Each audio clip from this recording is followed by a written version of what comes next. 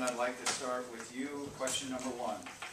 And I'm going to rely on our superintendent for a little bit of help on this one again. What was the actual number of the enrollment? The enrollment drop, actually, it was predicted at about 120, and it turned out to be about half that. So we recouped about 60 of the 120. Okay. The current budget projected a decrease of 188 students this year compared to 2011-2012. Are you concerned about declining enrollment? If not, why not? And if you are, what will you do to help reverse this trend? Well, I've done the most important thing to reverse it. I had my third kid. I am obviously, I think anyone who is involved in our schools has to be concerned about declining enrollment. I looked into that issue in my preparation to ask to be on the board, and I know that I think it was since 2007, 2008, we had about 3,000 students in our school system, and we're down to, the budget was 2,607 today. I don't know exactly what it is. But needless to say, it's been a consistent drop. So in answer to the first part of the question, am I concerned about it? Absolutely. Why? Because average daily attendance is how we get most of the money that comes into our school. We get school, revenues through our students. So of course it would make you concerned. What could I do to stop it? Other than the joke, I don't think there's much we can do to stop it, and I think it's one of those situations where we have to plan accordingly. We have to rationalize our expenses to meet our needs, and if we don't have the same number of students that we had 5 years ago, or if tomorrow we'll have less students than we have today, then we have to plan accordingly. We live in a small town, and I don't think it's easy enough just to say, well, we'll take them from the private schools, because you take them from the private schools, and now you've got, it's a short-sheeted bed all around. We have an economy here as well. So overall, I think we have to make sure that we are rationalizing our costs, rationalizing our administration, rationalizing our use of facilities so that we are taking into account the obvious trend in terms of demographics. Yes, I am concerned about the declining enrollment. I've been watching it during the years I've been working in the district. Steady, slow decline. And as Kevin said, jokes aside, he's made the contribution that you need. You need children who are here, and we have a bit of a paradox. This is a gorgeous community to live in, but it's also expensive. So drawing young families in who are going to help by raising the number of kids we have to educate is difficult, because young families typically aren't in a position to buy in a place where there's better income, or rather, I'm sorry, lower housing. They don't have the better incomes to do it. In my own community, I work with the Homeowners Association just as a member to try to keep the tract up and looking attractive, so that when folks come into the community, they see nice housing, place where they want to have their children run around, and good schools where they want to send their children. That's a double-edged sword.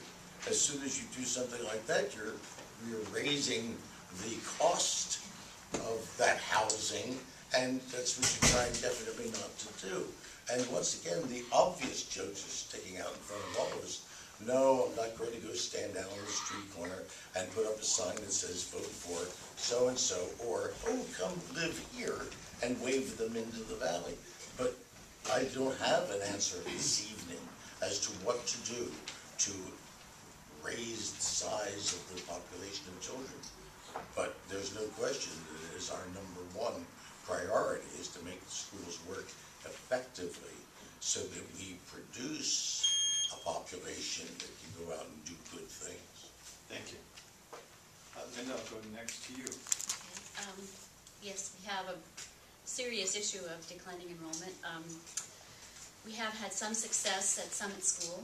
So parents up at Summit have been recruiting in Santa Paula. They were able to double the size of the student population at Summit, which has really been fantastic. I think that that's a small, that's a small number of students, but still very important in a very, very small school like Summit, able to keep it open. And I think we could do a certain amount of that, but in reality, the community here has changed.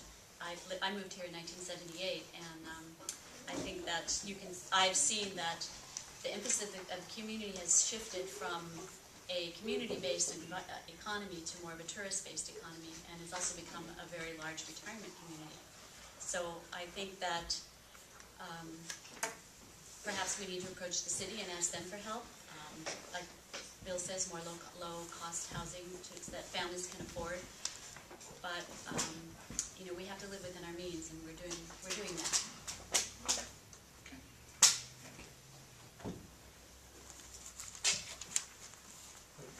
Yes, thank you.